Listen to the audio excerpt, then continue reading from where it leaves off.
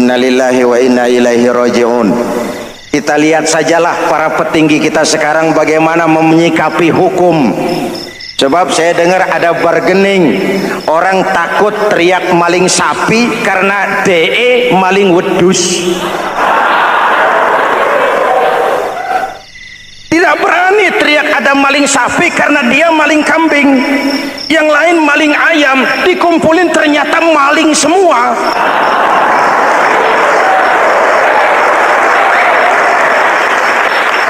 Muhammadin wa ala alihi wa sahbihi ajma'in, amma ba'du. Hadirin hadirat ma'asyiral muslimin yang saya cintai, ada sebuah cerita pendek. Seorang pengendara sepeda motor ditangkap oleh Pak Polisi, lalu diperiksa. Ini motor siapa? Pinjam Pak. Helm? Pinjam. SIM? Pinjam. Kata Pak Polisi, tidak boleh begini. Marah yang naik sepeda motor. Pak Polisi bagaimana? Kok tidak boleh? Yang punya saja bilang boleh.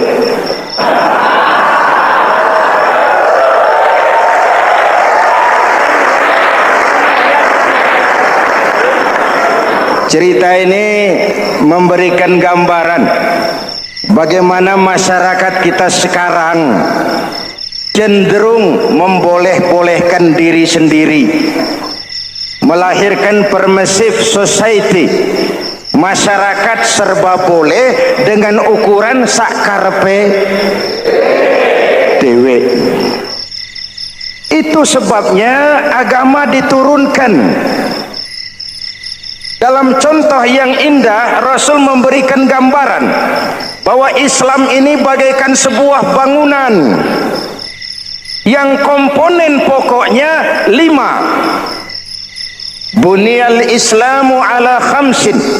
Islam dibangun di atas 5 komponen pokok. Jadi kalau Islam ini ibarat bangunan, unsur penunjang pokoknya itu 5. Mari kita analogkan Islam dengan bangunan. Kalau saudara akan membangun rumah, sebelum pasang tiang, pasang genteng, pasang jendela, apa yang lebih dulu dibangun? Fondasi. Kalau Islam ibarat bangunan, fondasinya adalah syahadatu an la ilaha illallah wa anna muhammadar rasulullah. Ini fondasi. Jikalau kuat fondasi, aman bangunan. Jikalau rapuh fondasi, lentur dan luntur bangunan. Maka kuat atau tidak kuatnya bangunan Islam kita bergantung kepada keyakinan dasar tadi, fondasi. Saya bersaksi tidak ada Tuhan selain Allah. Artinya saya tidak akan menyembah kecuali hanya kepada Allah. Orang yang benar fondasinya beres sujudnya.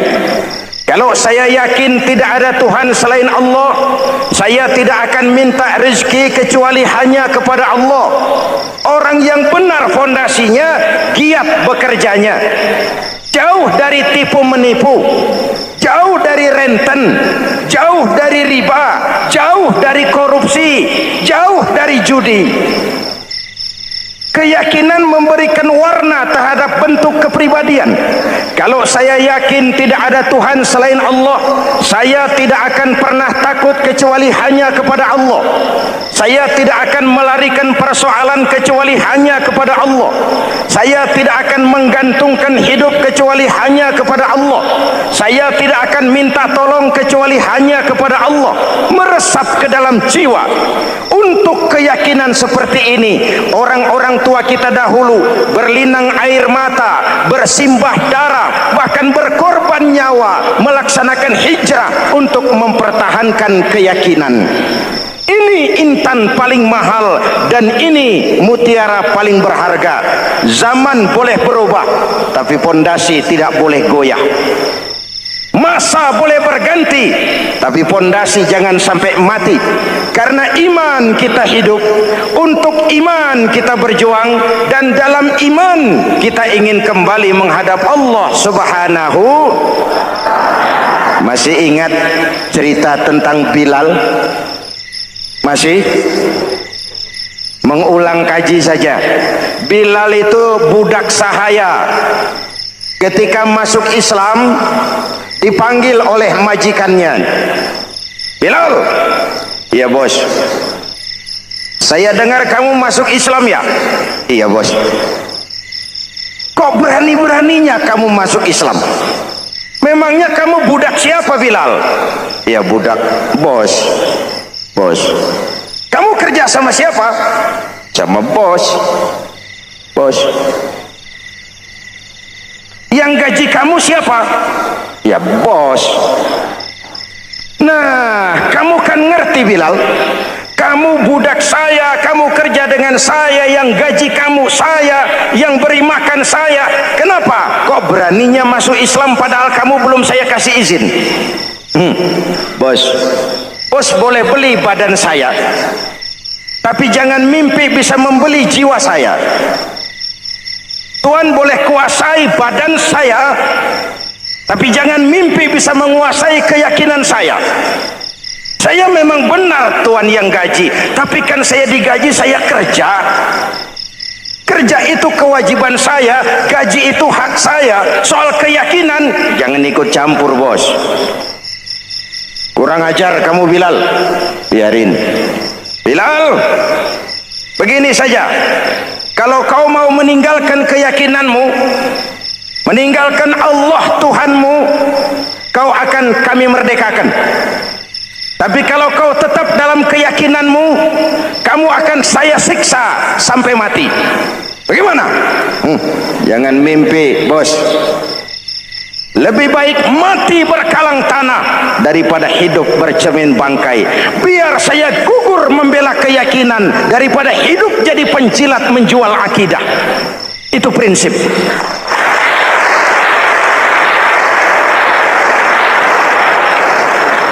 Gendeng kamu. Ayo siksa. Tangannya diikat, dihimpit dengan batu berat, dijemur dengan terik matahari padang pasir, terkelupas kulitnya, mengalir darah dari sekujur badannya, pecah bibirnya. Ayo Bilal, tetap bertuhan Allah dan kau akan mati di sini, atau kembali ke agama lama, kau jadi merdeka. Dari bibir yang pecah itu cuma keluar Allahu Ahad. Bilal budak badannya, merdeka jiwanya, maka namanya ditulis dengan tinta emas dalam sejarah.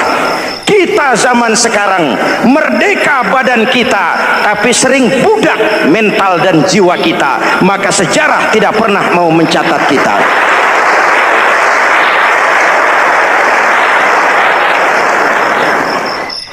Ma'asyiral muslimin yang saya cintai, fondasi sudah. Lalu apa lagi?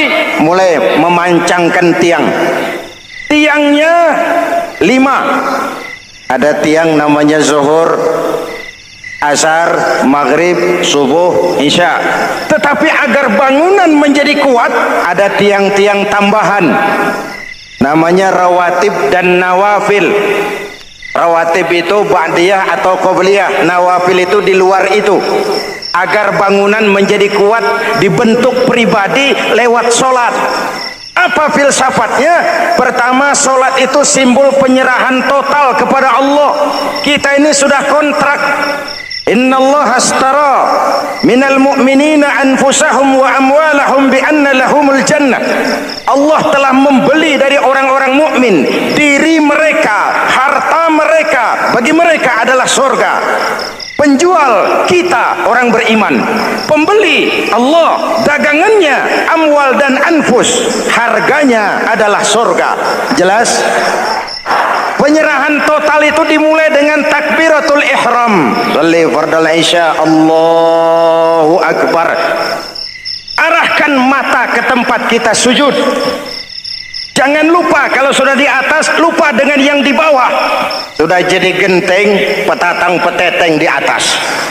Lalu bilang, merasa capek sendiri, kata genteng kepada tiang, tiang kamu si enak, kata genteng, saya setengah mati di atas, kehujanan, kepanasan, kadang-kadang anak-anak nakal saya disambitin. Kata tiang, saudara genteng, ngomong jangan sembarangan ya. Kamu kira kamu bisa nongkrong dan nangkring di atas itu gara-gara siapa genteng? Kan saya yang sokong dari bawah. Kamu jadi pejabat tinggi, jadi anggota ini, anggota itu, kami rakyat yang angkat. Jangan sudah di atas kami ditekan. Jangan agama dijadikan topeng untuk kepentingan pribadi. Berpolitik untuk kepentingan agama, ayo, tapi menjual agama untuk kepentingan politik, itu yang merusak agama.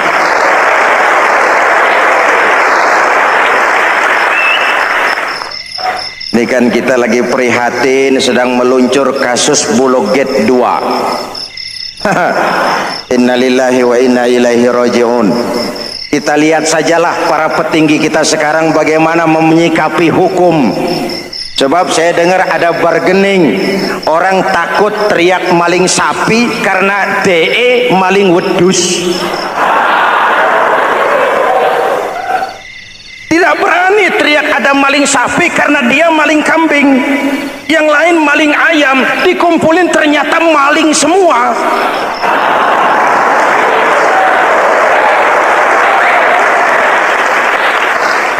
Hadirin yang saya hormati, ini melukai rasa keadilan.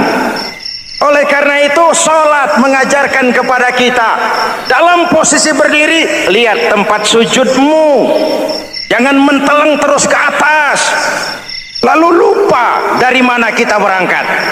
Itulah maknanya tawadhu, rendah hati, tidak melonjak angku dan sombong. Ada sebuah hadis Rasulullah bersabda, idza aradallahu biqaumin khairan, apabila Allah menginginkan kebaikan kepada satu bangsa, apabila Allah menginginkan kebaikan kepada satu kelompok rakyat, walla alaihim hulama'uhum, maka yang naik jadi pemimpin adalah orang-orang yang santun, orang-orang yang lemah lembut, bukan orang yang menggunakan kekerasan dan tiran, sedikit-sedikit main pecat. Itu terlambat lahir. Mestinya lahir di zaman Hitler, mestinya lahir di zaman Benito Mussolini, atau kalau mau lebih klasik lagi di zaman Fir'aun. Kalau Allah menginginkan kebaikan kepada satu masyarakat, satu bangsa, satu negara, naiklah orang-orang yang santun, yang ngayomi, yang menjadi solusi dan jalan keluar untuk kepentingan rakyatnya, mampu memberikan keteladanan. Saya tertarik dengan pidato Presiden Cina pada saat dilantik. Cina, Presiden Cina pasti tidak tahu Pancasila, pasti tidak kenal Islam, tapi pidato pelantikannya, berikan saya 100 peti mati, yang 99 akan saya pakai buat koruptor, yang satu akan saya pakai sendiri kalau kamu lihat saya tidak benar. Luar biasa.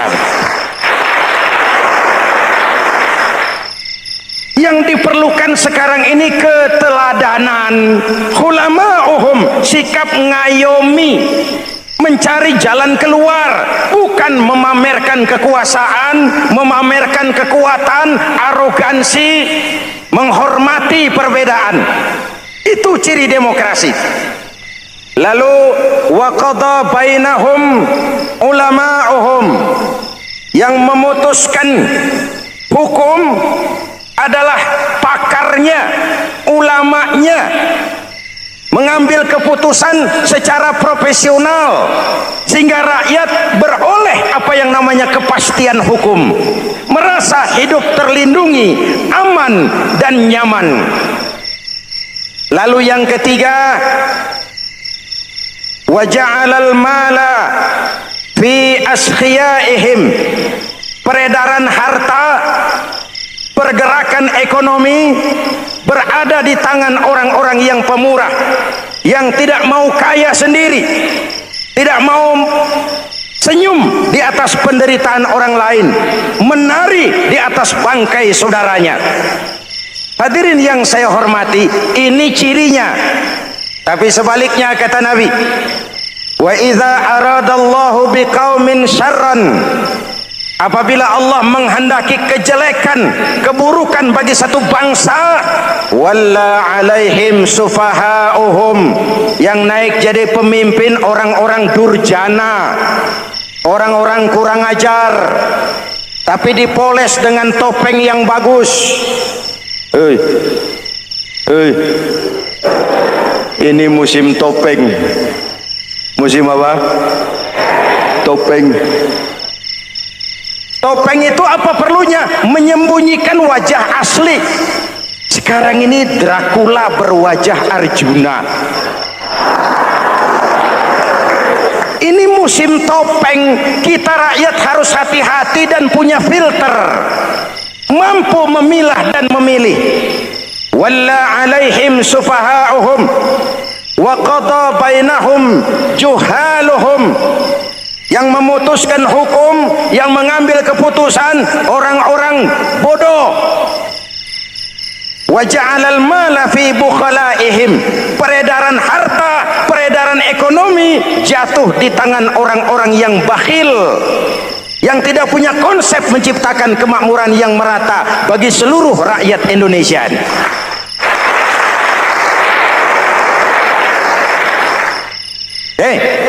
Kita kembali kepada tiang. Ini kan lagi cerita tiang tadi ya. Kalau sedang berdiri, lihat tempat sujud, jangan menteleng terus ke atas. Terserang penyakit tamak bin rakus alias serakah. Nah, selesai. Anggota badan yang paling terhormat ini kepala. Ketika sujud, sama rendahnya dengan telapak kaki. Allahu Akbar, yang besar cuma Allah. Apa bedanya saya dengan saudara? Tidak ada, kecuali saya ngomong saudara dengerin. Kita sama-sama beribadah, sama-sama mencari nilai tambah di hadapan Allah. Apa saya lebih penting dari saudara? Belum tentu. Apa saya lebih hebat dari saudara? Belum tentu. Perasaan lebih penting, lebih hebat, lebih jago setan.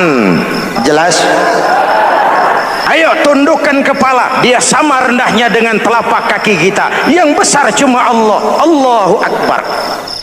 Lalu diakhiri dengan menebarkan salam. Assalamualaikum warahmatullah. Assalamualaikum warahmatullah. Menebarkan salam, mewujudkan rasa aman, damai, bukan menimbulkan keresahan. Hadirin yang saya hormati, ini karakteristik kita. Selesai sholat, kembali ke masyarakat, ajaran salam diterjemahkan. Apa? Rasulullah sallallahu alaihi wasallam bersabda, "Ufsus salam, wasilul arham, wa at'imut ta'am, wa sallu bil laili wan nasu niyam, tadkhulul jannata bisalam." Pertama, ufsus salam, tebarkan salam. Tebarkan salam itu bukan cuma kalau ketemu orang, assalamualaikum, assalamualaikum. Iya, itu zahirnya. Tetapi hidup di tengah masyarakat memberikan rasa aman, rasa damai, menjadi pengayom bagi lingkungan, menjadi rahmah bagi semesta. Dalam Islam jangankan manusia, binatang saja dilindungi kok. Betul? Betul? Coba kalau belajar istinja itu kan makruh buang air kecil di tanah yang berlubang. Kenapa? Pertama, melindungi binatang yang ada dalam lubang. Siapa tahu di lubang yang saudara kencingi ada semut sedang rapat. Membahas Bologet jilid 2. Apa dosanya lalu mati dikencingi? Ini namanya rahmatan lis semut. Binatang saja dilindungi. Ada hadis Kalau kamu menyembelih hewan, sembelilah dengan cara yang terbaik. Jangan menyembelih ayam dengan pisau tumpul. Ini ajaran apa? Ajaran tentang peri kebinatangan. Rahmatan, memberikan rahmah, salam, keselamatan dan kedamaian kepada masyarakat lingkungan. Itu misi seorang muslim.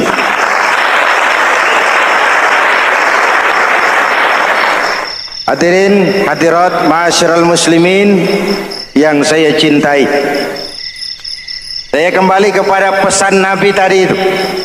Pertama, ufsus salam, sebarkan salam. Sekarang ini kan yang banyak sebarkan isu, sebarkan fitnah, hancurkan nama baik orang, hantam orang di mana-mana. Padahal yang diajarkan ufsus salam, sebarkan perdamaian, bukan permusuhan. Cari kebenaran, bukan kemenangan. Lalu yang kedua, wasilul arham, sambungkan silaturahmi, tegakkan semangat kekeluargaan dan persaudaraan. Karena kita sudah diikat dengan tali akidah.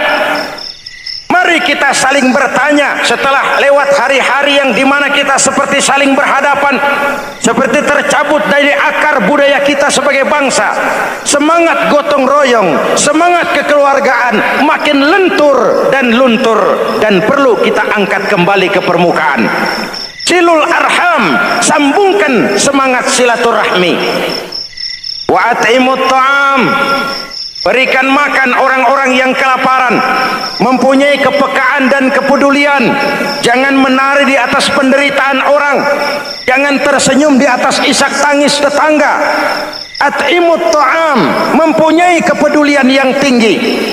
Wa sallu bil laili wan nasu niyam, bangunlah di keheningan malam ketika orang sedang tidur. Istilah saya, kalau mau telepon Allah, jangan lupa nomor teleponnya, 44342. Jumlahnya 17. Zuhur, asar, maghrib, isya, subuh, 44342. Jangan ragu-ragu. Kalau angka cukup, telepon sambung. Kalau angka kurang, hati-hati salah sambung. Pak, mau sambung yang lebih cepat bagaimana? Bisa. Selain nomor itu, coba pakai sambungan langsung jarak jauh, namanya SLJJ. Kapan? Tengah malam. Kenapa tengah malam? Lebih murah. Lebih murah. Saluran kosong, telepon jarang yang pakai, orang banyak tidur. Wa minal laili fatahajjad bihi nafilatan lak asa ayyab'atsaka rabbuka maqaman mahmuda. Nun, di keheningan malam bangun. Seperti bapak-bapak, ibu-ibu sering bangun tengah malam ya Bu? Ya. Ngapain? Kalau bangun tengah malamnya sih saya percaya, cuma urusannya apa? Kira bangun tengah malam mau tahajud, malaikat sudah mau nulis, cuma buang air kecil, tidur lagi. Hampir salah tulis saya.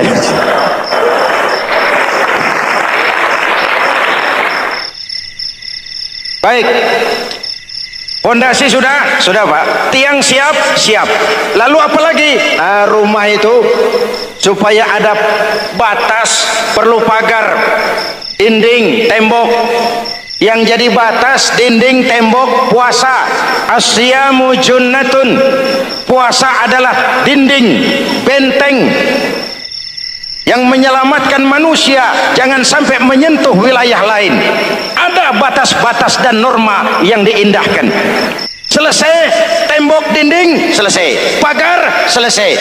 Lah rumah itu supaya bersih kan harus ada kamar mandi, jendela, pintu yang fungsinya membersihkan zakat. Kalau dia zakatul mal, dia bersihkan harta kita. Kalau dia zakatul fitrah, dia bersihkan jiwa kita. Kalau dia zakatul tijarah, dia bersihkan bisnis kita. Kalau dia zakatul ma'adin, dia dia bersihkan barang tambang kita. Karena itu dalam kitab-kitab fikih dikatakan zakat itu adalah harta yang tu'khazu min aghniyaihim wa turaddu ila fuqaraihim, diambil dari yang kaya diserahkan. Hukum diatur menurut selera orang yang sedang berkuasa, maka yang benar bisa jadi salah, yang salah bisa jadi benar. Kalau untuk rakyat, hukum itu tajam bukan main, cepat sekali dilaksanakan. Tapi giliran menengah ke atas yang gedean dikit berbuat salah, hukum tompul. Tapi ada orang-orang tertentu yang agunannya palsu, jaminannya palsu, bawa kata belece, bukan cuma miliaran, triliunan kredit bisa keluar. Terluka rasa keadilan, hilangnya kesempatan. Rakyat cuma dapat kesempitan, jarang dapat kesempatan.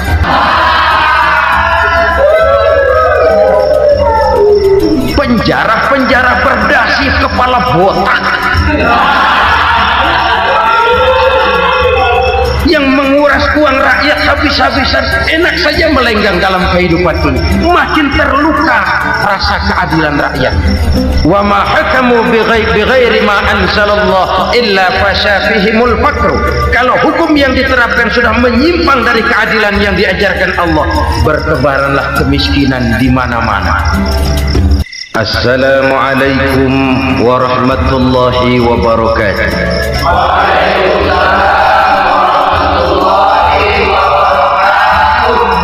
Bismillahirrahmanirrahim. Alhamdulillahi rabbil alamin. Wassalatu wassalamu ala asyrafil anbiya'i wal mursalin, Sayyidina wa maulana Muhammadin wa ala alihi wa sahbihi ajma'in, amma ba'd. Saudara-saudara kaum muslimin rahimakumullah, sebagai bangsa kita tengah menghadapi berbagai bencana, baik di bidang ekonomi maupun di bidang politik. Adalah potret kehidupan sehari-hari. Kita menyaksikan peristiwa-peristiwa yang memilukan dan memalukan. PHK terjadi di mana-mana, pengangguran meningkat, harga-harga membumbung tinggi, daya beli rakyat semakin lemah. Sementara di bidang politik, kejadian-kejadian memberikan indikasi bahwa persatuan dan kesatuan kita sebagai bangsa dewasa ini tengah berada dalam ujian yang berat. Pada jumpa kita kali ini, tanpa bermaksud untuk mencari kambing hitam dari bencana yang kita hadapi, saya ingin menyampaikan sebuah hadis yang diriwayatkan oleh Imam At-Tabarani dari Ibnu Abbas bahwa Rasulullah sallallahu alaihi wasallam bersabda, khamsun bi khamsin. Ada 5 perkara yang dapat menimbulkan 5 macam bencana. Mari kita renungi hadis ini satu demi satu sebagai bahan introspeksi buat kita semua dalam menghadapi bencana yang tengah berlaku sekarang ini. Yang pertama, manaqasa qaumul ahda illa sullita alaihim aduwwuhum. Apabila suatu kaum sudah mengingkari janjinya, maka mereka pun akan dikuasai oleh musuh-musuh mereka. Sederhana saja nampak kalimat dalam hadis ini. Apabila orang sudah mengingkari janji, mereka akan dikuasai oleh musuh-musuh mereka sendiri. Dan musuh kita yang paling utama saat ini adalah kemiskinan dan kebodohan. Kenapa itu terjadi? Karena kita mengingkari janji kita sendiri. Di saat awal-awal berdirinya Orde Baru, kita pernah berjanji untuk melaksanakan Pancasila dan Undang-Undang Dasar 45 secara murni dan konsekuen. Kita berjanji bahwa kita akan menegakkan pemerintah yang bersih dan berwibawa. Itu semua pada permulaannya. Waktu demi waktu berjalan, kita lupa dengan janji yang kita ucapkan itu. ketuhanan yang Maha Esa kita ucapkan, tapi kesetanan yang luar biasa yang kita lakukan. Kemanusiaan yang adil dan beradab yang kita dengungkan, tetapi kemanusiaan zalim dan biadab yang kita praktekkan. Sederhana saja saudara, hampir setiap pejabat pada posisi-posisi kunci, di awal-awal ia memangku jabatan itu, biasanya ia mengucapkan sumpah dengan lafaz demi Allah, bahwa dalam melaksanakan jabatan ini saya tidak akan menerima hadiah atau pemberian dalam bentuk apapun. Itu pada permulaannya. Lama-lama rupanya hadiah itu asik juga, mulai diterima. Lama-lama dirasa kurang, mulai menagih, dan akhirnya terjadilah praktek yang disebut suap menyuap, semir menyemir, dan lain sebagainya. Kalau ini sudah menjadi kenyataan, bagaimana kita mau menegakkan pemerintah yang bersih dan berwibawa? Undang-Undang Dasar 45 menyatakan bahwa bumi, air, dan seluruh kekayaan negara dikelola oleh negara bagi sebesar-besar kemakmuran rakyat. Yang terjadi adalah bahwa kita merasa mewakili rakyat untuk menikmati harta dan kekayaan negara, sehingga rakyat banyak tidak bisa ikut menikmatinya. Menumpuklah harta itu sehingga terjadilah pepatah, gunung ditimbun, sumur digali. Yang kaya semakin kaya, yang miskin semakin terpuruk. Kita ingkar dengan janji yang kita ucapkan di awal-awal kita bergerak. Kita ingkar dengan janji pada saat kita mengatakannya dengan menyebut nama Allah, dengan mempertaruhkan nama Tuhan, sehingga pada akhirnya jabatan pun mengalami tender. Sudah menjadi rahasia umum, orang mau jadi lurah mesti mengeluarkan uang, mau jadi camat mesti mengeluarkan uang, mau jadi wali kota, bupati, bahkan gubernur, itu ada pasarannya. Secara logika, kalau orang memperoleh satu jabatan karena banyak mengeluarkan uang, tentu pada saat ia mengeluarkan uang, ia sudah punya pemikiran, modal pasti pulang, modal pasti kembali. Kalau orang memperoleh suatu jabatan karena banyak mengeluarkan uang, maka langkah pertama yang dia lakukan setelah memangku jabatan itu ialah bagaimana uang bisa kembali, bagaimana modal bisa pulang. Kalau modal sudah pulang, pikiran berikutnya bagaimana supaya dapat untung. Lalu kapan mau bekerja untuk kepentingan rakyat? Itu nomor 18.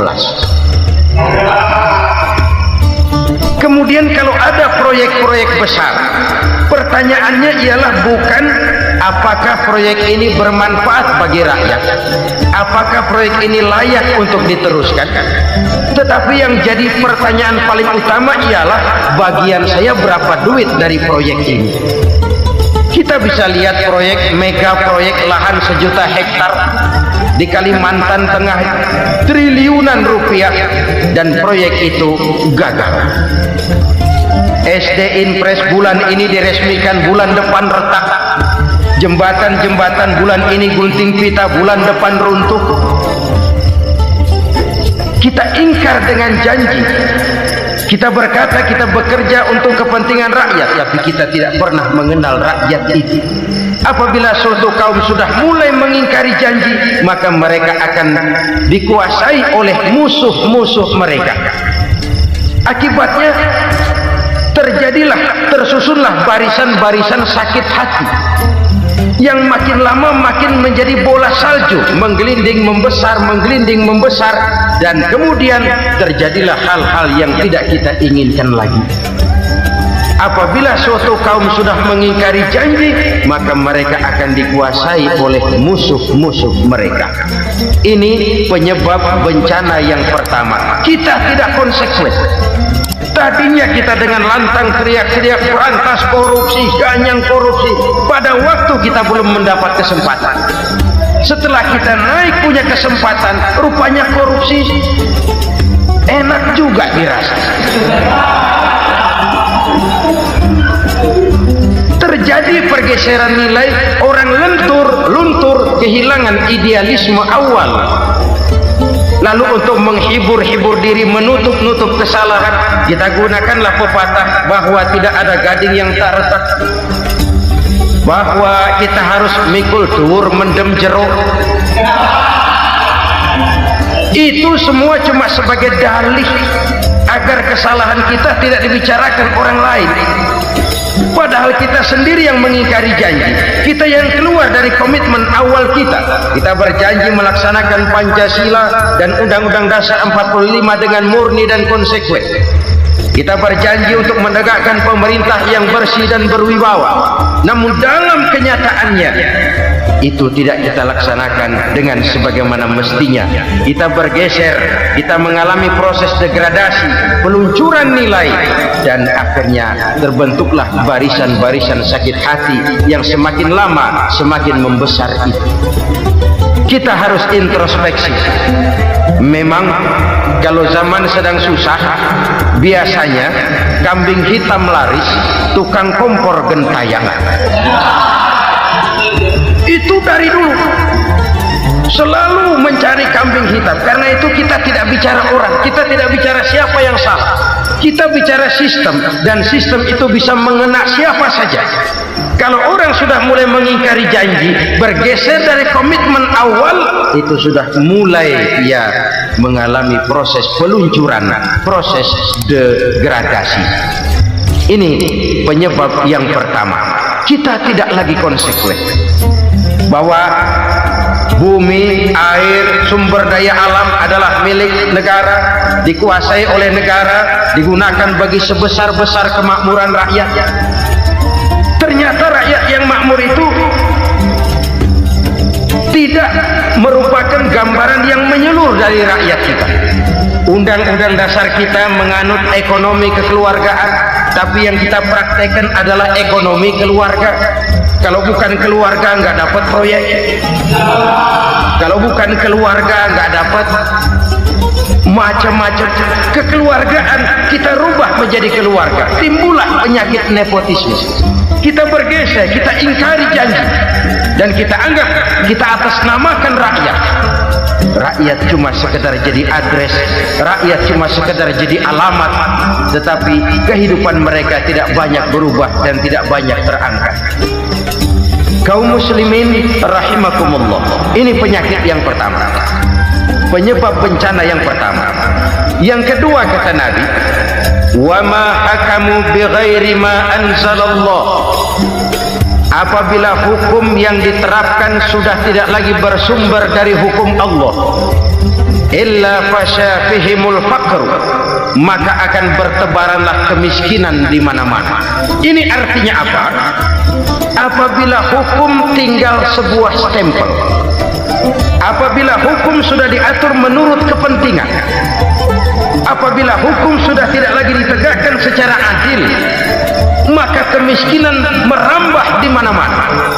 Hukum diatur menurut selera orang yang sedang berkuasa, maka yang benar bisa jadi salah, yang salah bisa jadi benar. Hukum dalam kenyataan hidup berlaku seperti pisau. Pisau itu kan saudara lihat, yang namanya pisau dimanapun itu tajamnya ke bawah, ke atas tumpul. Kalau hukum itu kalau untuk rakyat, hukum itu tajam bukan main, cepat sekali dilaksanakan. Tapi giliran menengah ke atas, yang gedean dikit berbuat salah, hukum tumpul. Hukum pura-pura tidak dengar, akibatnya terluka rasa keadilan rakyat. Satu kasus rakyat diam, dua kasus rakyat diam, tiga kasus rakyat diam, kasus terakumulasi di hati rakyat, luka rasa keadilan, dan itu menjadi sumber bencana. Penjarahan kita tidak setuju itu, tapi kita harus melihat kausalnya. Itu kan tidak berdiri sendiri, itu kan karena terlukanya rasa keadilan rakyat, melihat kesempatan ini tidak merata. Kalau rakyat ini yang ngajukan kredit ke bank, walaupun jumlahnya cuma jutaan, ratusan ribu, susahnya 17 ya kan. Tapi ada orang-orang tertentu yang agunan keterangannya palsu, jaminannya palsu, bawa kata belece, bukan cuma miliaran, triliunan kredit bisa keluar. Terluka rasa keadilan, hilangnya kesempatan, rakyat cuma dapat kesempitan, jarang dapat kesempatan. Dari lukanya rasa keadilan ini, memang ya entah lipstik, entah basa-basi, dibentuklah tim ini, dibentuklah badan pengawas ini, dibentuklah tim ini. Kalau membentur tahu, hancur tahu. Tapi kalau tim yang dibentuk membentur karang, bukan karangnya yang hancur biasanya, timnya yang bubar. Kenapa? Yang dibentur batu karang yang sangat keras. Kita main-main dengan hukum, kita tidak konsekuen dengan hukum, luka rasa keadilan, dan itu terakumulasi. Edi Tamsil, rakyat tahu, terakumulasi, menguap begitu saja. Kasus-kasus lain rakyat tahu, menguap begitu saja. Ketidakadilan terakumulasi, mengendap di hati rakyat, menunggu ledakan. Pada saat sumbu meledak, rakyat tidak bisa dibendung lagi.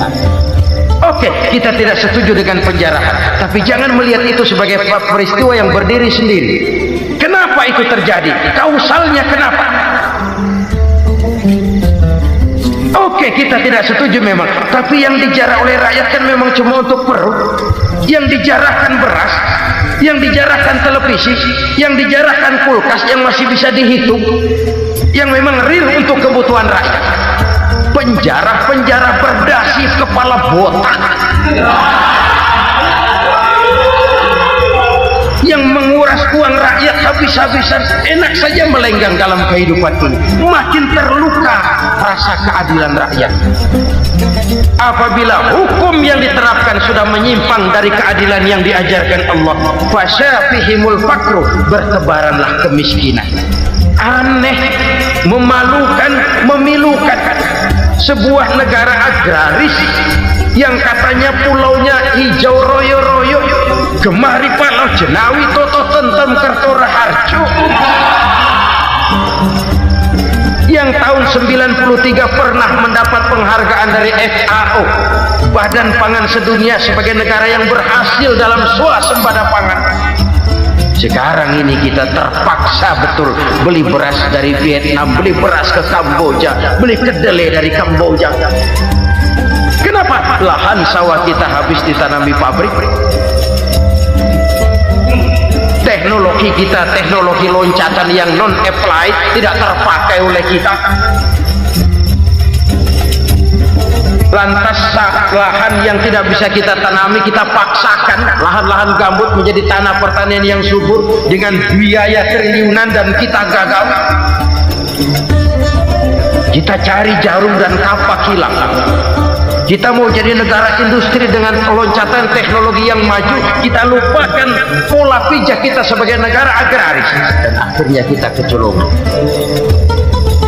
Lihatlah dewasa ini, rakyat kita antri sembako di mana-mana.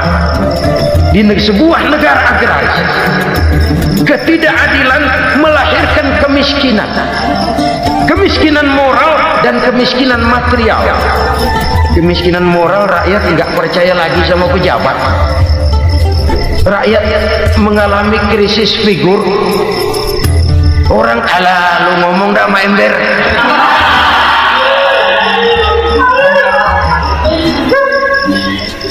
Penataran yang menghabiskan biaya miliaran itu melahirkan pejabat-pejabat korup. Pengawasan yang menghabiskan biaya miliaran itu ternyata impoten, mandul. Kemiskinan moral. Jujur saya berkata, saudara-saudara, setelah pintu reformasi dibuka, itu yang masuk memang macam-macam. Ada yang memang punya tujuan murni, konsekuen, dan punya konsep.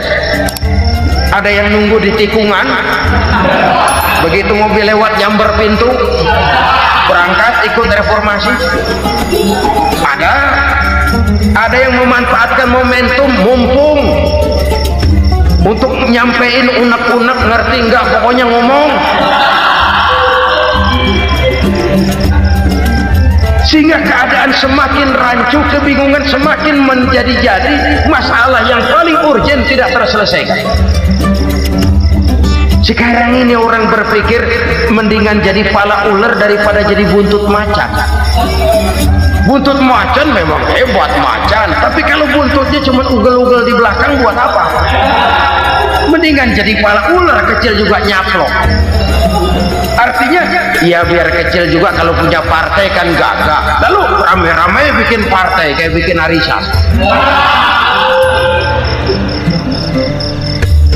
Orang makin mengalami dislokasi.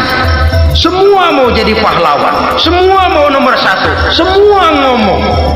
Iya kalau bidangnya, kalau bukan makin rancu. Marilah lewat kesempatan ini saya mengajak kita untuk tahu diri.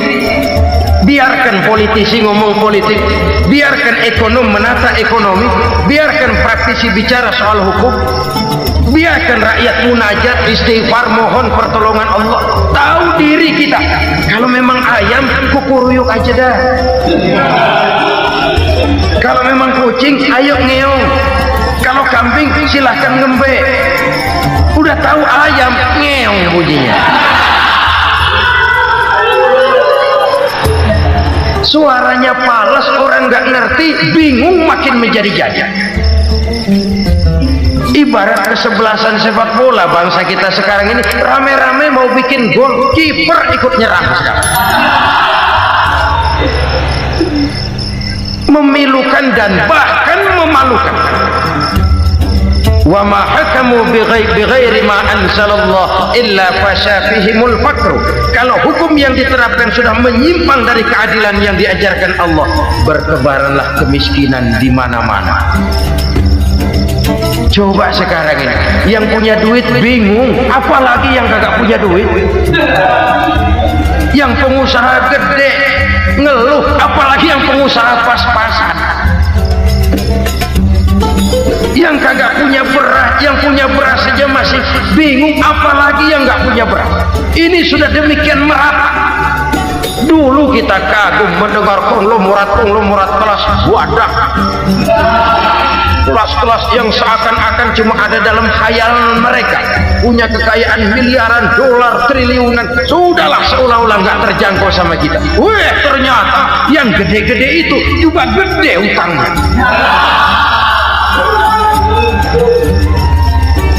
Dan rontok satu demi satu. Ternyata rakyat selama ini cuma dialamatkan, cuma dijadikan address. Rakyat yang tidak banyak ngerti persoalan ini harus menanggung hidup ini begini berat, harus menanggung beban hidup ini begini tinggi, daya beli semakin lemah, semakin terpuruk dan terpuruk, sedang keadaan belum juga banyak berubah.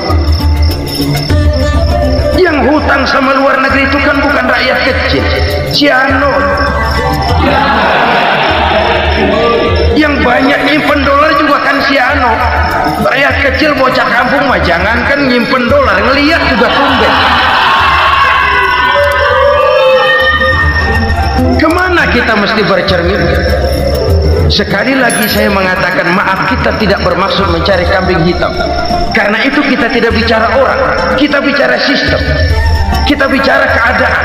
Beginilah yang dikatakan Nabi, penyebab timbulnya bencana, hukum yang ditegakkan tidak lagi berorientasi kepada keadilan, tapi berorientasi kepada kepentingan. Akhirnya bentuk hukum seperti pisau, tajam ke bawah, tumpul ke atas. Hukum cuma buat rakyat kecil, tetapi kelompok menengah ke atas kadang-kadang kebal dari perlakuan hukum. Maka bertebaranlah kemiskinan. Iya, kemiskinan moral berupa lukanya rasa keadilan. Kalau rasa keadilan terluka, orang kan nunggu kesempatan, saudara. Iya, dia nggak bisa ngomong, iya dia nggak sanggup action, iya dia nggak bisa tunjuk rasa, tapi hatinya kan kapan ada kesempatan, kapan ada waktu, tunggu. Hatinya mesti begitu, sehingga begitu ada kesempatan terjadilah hal-hal yang tidak terhindarkan. Dan itu ekses, bukan reformasi. Jangan seperti sebuah dialog saya dengan seorang abang beca. Saya bertanya, bang, ya, abang tahu nggak reformasi? Tahu. Ustaz, apa? Pembakaran. Terus penjara, lalu perkosaan. Itu reformasi. Itu yang saya lihat. Itu yang dia lihat. Saya tentu tidak menyalahkan abang beca kita, karena memang itu yang dia lihat dan sejauh itu wawasan. Tapi ini indikasi bahwa banyak rakyat kita yang belum bisa menggunakan kebebasan secara bertanggung jawab. Padahal kebebasan tanpa tanggung jawab tirani. Sebuah contoh gampang-gampangan. Saya beli radio, saya setel di kamar saya, lalu saya bilang, ini radio gue, yang beli gue, pakai duit gue setel di kamar gue, sekeras-kerasnya, gak ada urusan sama orang lain. Itu kata saya. Tetapi tetangga saya sebelah rumah kan boleh juga ngomong begitu. Kata tetangga saya, ini mata gue, yang ngantuk gue tidur di kamar gue, kenapa suara radio lu nyampe kemari? Artinya apa ini? Kebebasan saya nyetel radio dibatasi oleh kebebasan tetangga saya yang mau tidur. Tidak ada kebebasan mutlak. Kebebasan mutlak tanpa tanggung jawab kembali akan melahirkan tirani, kembali akan melahirkan pemaksaan kehendak. Dan itu lagi-lagi bukan demokrasi. Saudara-saudara kaum muslimin rahimakumullah. Ini penyakit yang kedua, lukanya rasa keadilan, terutama di kalangan rakyat kecil. Itu mengendap menjadi akumulasi dan menunggu giliran kapan bisa dimuntahkan. Dengan kata lain, rakyat itu udah banyak banget makan yang perutnya jadi enak, nyelam. Kapan nunggu muntahnya? Udah begini banyak akumulasi yang mereka pendam di perut ini, sehingga ketika terjadi kesempatan itu sudah tidak terkendalikan lagi. Kita out of control. Saya tidak mentolerir sikap-sikap kekerasan. Bahkan saya lebih cenderung bahwa kalau di rumah kita banyak tikusnya saja racuni, jangan rumah dibakar. Bahwa ada korupsi, ya, ada kolusi, memang ada nepotisme, tentu. Tetapi tikusnya saja racuni, jangan rumah dibakar. Masa mau ngusir tikus bakar rumah? Tikusnya lari, tikusnya selamat, rumahnya ewes-ewes.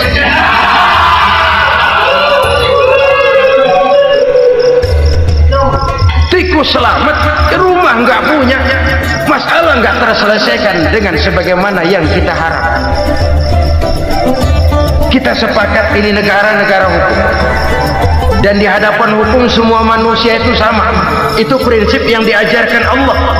Al-musawat bainan nas fi takalifil ahkam. Semua manusia sama dalam berhadapan dengan hukum Allah Subhanahu wa ta'ala. Kalau hukum sudah pandang bulu, itu jelas yang enak yang banyak bulunya. Siapa yang banyak bulunya? Monyet. Kalau hukum pandang bulu, monyet keenakan. Saudara-saudara kaum muslimin rahimakumullah, introspeksi. Mari kita bercermin bagaimana perjalanan hukum selama ini. Kalau introspeksi ini kita temukan, lalu ada upaya untuk memperbaiki diri. Jangan menggunakan tak ada gading yang tak retak, mikul duwur mendem jero untuk menutup-nutupi kesalahan orang. Padahal kesalahan itu sedemikian besar. Padahal rakyat kita tiap hari antri sembako. Ada yang sehari sekali makan, ada yang makan sudah bercampur tiwul, ada yang nasi sudah dicampur pisang, balik jadi orok lagi. Macam-macam upaya rakyat untuk menangsal perut ini. Lalu rakyat ditenang-tenangkan, lebih baik puasa Senin Kemis sambil menghadapi krisis ekonomi. Kenapa rakyat yang disuruh puasa? Kenapa bukan pejabatnya yang puasa lebih dulu? untuk kemakmuran rakyat. Kalau rakyat yang memang perutnya udah gepeng disuruh puasa, makin krempeng perut. Artinya pejabat harus punya sense of politics. Ya, tidak ada puasa itu kan tidak cuma Senin Kemis saja. Puasa itu puasa perasaan, puasa menghargai perasaan yang sedang kondisi yang sedang dihadapi oleh rakyat. Bagaimana rakyat yang tengah antri sembako melihat pejabatnya lewat dengan mobil yang harganya sampai 1 miliar. Oh, inilah pemimpin saya. Luka lagi rasa keadilannya. Kita tidak tenggang rasa. Puasa dalam artian itu pun akan menolong menegakkan semangat kebersamaan, membentuk semangat kebersamaan. Saudara-saudara kaum muslimin rahimakumullah, penyebab bencana yang ketiga dikatakan oleh baginda Nabi, wala dhaharat fihimul fahishatu illa fasha fihimul maut. Apabila kekejian telah merajalela, maka maut bertebaran di mana-mana. Kita renungi butir kalimat dalam hadis ini. Apabila kekejian telah merajalela, maut bertebaran di mana-mana. Begitu murah arti sebuah kehidupan. Penjarahan untuk hal-hal yang kecil tapi sampai mengorbankan nyawa. Apabila kekejian sudah terjadi di mana-mana, maut pun bertebaran.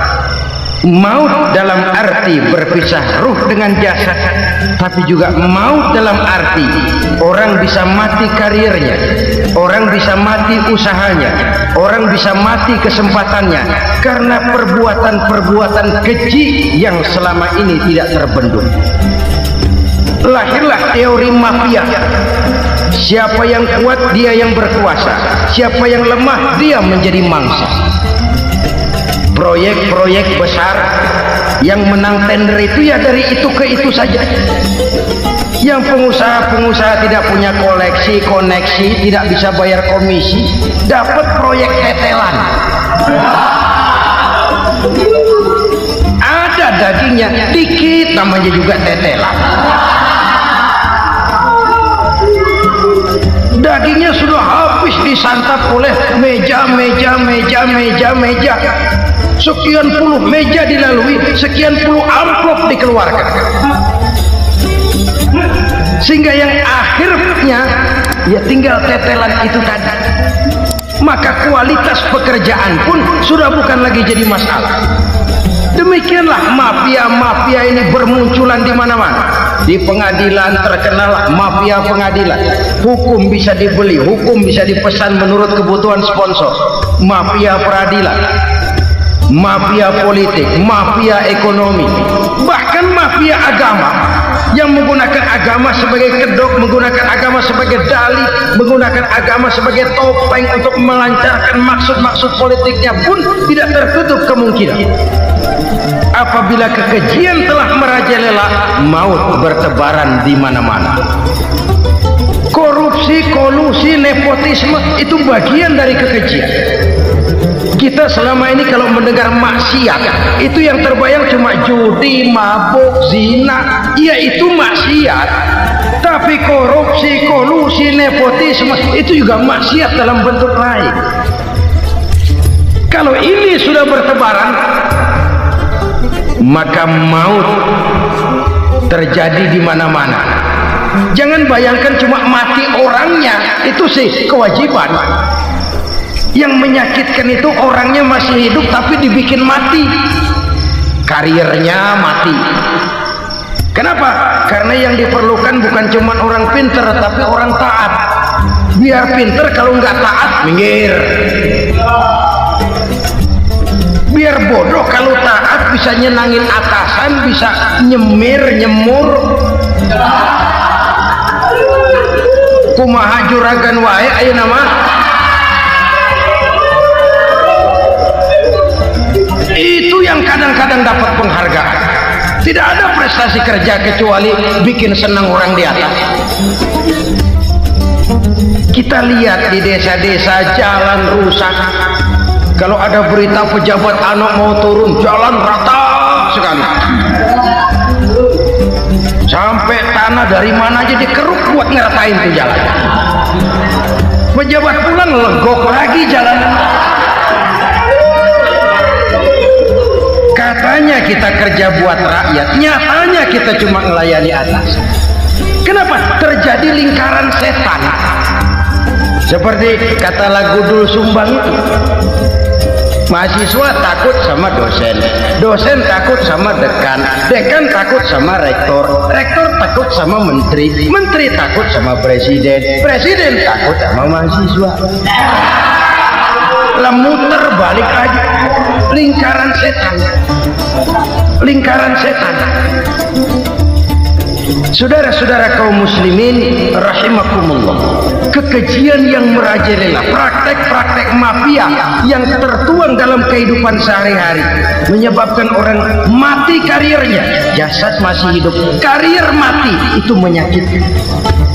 Mati bisnisnya. Rakyat kecil pernah senang ketika cengkeh booming, harganya bagus, rakyat banyak yang pergi haji. Lalu mau ditata, lahir tata niaga cengkeh, malah amburadul. Harga cengkeh jatuh, petani cengkeh kecil menjerit. Siapa yang untung? Segelintir orang. Masihkah kita pakai atas nama rakyat untuk kepentingan nasional, padahal yang nyanyi cuma segelintir orang? Masihkah kita mau bohongi rakyat ini dengan mobil nasional tapi bikinan Korea? Masihkah kita mau bermain verbalisme, bermain kata? Ini sebuah masa lalu yang tidak perlu terulang lagi untuk masa-masa yang akan datang. Kekejian merajalela, orang mati karir, bisa mati usaha, mati bisnis. Usahanya maju, dirangkul, hancur. Usahanya maju, dipukul, hancur, tenggelam. Bahkan yang memilukan dan memanukan badan-badan usaha milik negara itu dikebiri sedemikian rupa sehingga tidak menghasilkan hal-hal yang bermanfaat buat negara.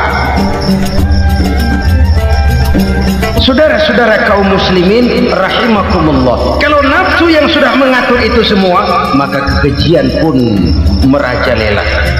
Orang sudah pakai teori mafia, yang kuat dia yang menang, yang kuat dia yang berkuasa, yang lemah silakan minggir di sudut-sudut kehidupan. Kalau kekejian seperti ini merajalela, maut bertebaran di mana-mana. Banyak orang mati karirnya, banyak orang mati usahanya, banyak orang mati imajinasinya. Sekarang ini dalam dunia seni yang banyak karyawan seni, bukan seniman. Seniman itu kan dilahirkan, lain seniman, lain karyawan seni. Sekarang yang banyak karyawan seni, bukan seniman. Mati karir, mati imajinasi, mati improvisasi, sehingga kehidupan persis sinetron. Sinetron itu yang kita lihat rumah mewah, yang kita lihat rumah bagus, nggak pernah kita lihat di sinetron kita ini rakyat antri sembako. Kita dijejali hal-hal yang indah, yang wah, yang membuat kita tenggelam dalam gaya hidup instan, tenggelam dalam gaya hidup wah. Kita lupa dengan realitas keseharian di tengah-tengah masyarakat kita. Lahirlah kelompok-kelompok selebritis, dibesarkan oleh berbagai media. Selebritis film aja masuk koran, film.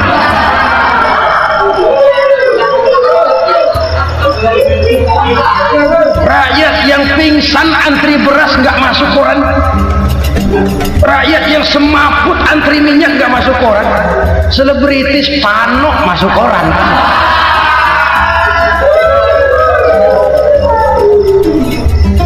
Kita besarkan hal-hal kecil, kita kecilkan hal-hal besar. Kenapa? Kita mengejar oplah, kita profit oriented, tidak lagi berorientasi kepada realitas hidup yang kita hadapi ini. Kalau kekejian sudah merajalela kata Nabi, maka maut bertebaran di mana-mana. Maut dalam artian maut, coba lihat sekarang begitu murah nyawanya.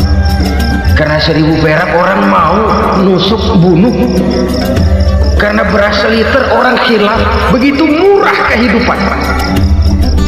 Tapi kekejian dalam bentuk korupsi, kolusi, nepotisme, kekejian dalam bentuk itu mematikan karier, mematikan bisnis, mematikan imajinasi, mematikan kreativitas. Itu juga maut dalam bentuk lain akibat kekejaman lain. Ini penyebab yang ketiga. Yang keempat, penyebab bencana menurut baginda Rasul, wala tukhfiful mikyala illa muni'un nabat. Apabila timbangan sudah dicurangi, maka tercegahlah tumbuh-tumbuhan. Apabila timbangan sudah mulai curang, maka terjadilah musim paceklik. Apabila bisnis sudah bergaya mafia tadi itu, kecurangan-kecurangan terjadi, tender di balik pintu, yang dimenangkan cuma kelompok-kelompok yang bisa memberikan presentasi yang besar, muni'un nabat, terjadilah paceklik. Paceklik, panen gagal, wereng, ya wereng, kemarau panjang, it's okay, air sulit, iya, tetapi kan semua itu ada yang ngatur. Kemarau ada yang ngatur, belalang itu ada yang ngatur, air itu juga ada yang ngatur. Yang ngatur itu yang serba maha. Kalau ia murka melihat kecurangan timbangan, Allah itu kalau murka kan gampang saja, tinggal komandoin balalang, lam, hancurin tuh sawah. Konvoy belalang, konvoy. Allah tinggal ngutik. Angin El Nino mampir lo ke Indonesia, hujan nggak turun-turun, kemarau panjang. Jadi kalau musim kemarau kan namanya anginnya El Nino. Kalau musim hujan anginnya namanya La Nina. Cakep namanya, kejem orang. Saudara lihat Cina sekarang sedang kena La Nina, banjir besar, ribuan orang meninggal. Dia mah ribuan mati kagak berasa, rakyatnya miliaran. Bangladesh lagi ngalami La Nina, India lagi ngalami La Nina. Angin, hujan, kemarau, belalang itu kan ada yang ngendaliin. Kuncinya bukan di belalangnya, kuncinya bukan di peredaran matahari berputar, kuncinya di atas yang mengatur semua itu. Kalau timbangan sudah mulai curang, pengusaha sudah nggak mau jujur, apa nggak bikin perut jadi mual. Begitu rakyat antri sembako pingsan nggak dapat beras, sementara beras ditumpuk-tumpuk sampai membusuk. Kemana hati nuraninya? Kemana akal pikirannya? Kemana mereka yang berbuat atas nama rakyat tapi melihat rakyat susah tidak tergerak hatinya? Saudara-saudara kaum muslimin rahimakumullah, sekian dulu jumpa kita kali ini. Mudah-mudahan yang saya sampaikan dari hadis riwayat Imam Tabrani ini menjadi bahan introspeksi buat kita semua. Tidak akan seorang muslim jatuh 2 kali di tempat yang sama. Semua merupakan pelajaran untuk kita jadikan introspeksi guna menata hari esok yang lebih baik daripada hari ini. Reformasi harus terus berlanjut, tidak bisa dan tidak perlu dikendalikan, tapi harus tetap dengan landasan akhlakul karimah sesuai dengan budaya kita sebagai bangsa. Terima kasih atas perhatian saudara, mohon maaf atas segala kekurangan. Jumpa lagi lain kesempatan insyaallah.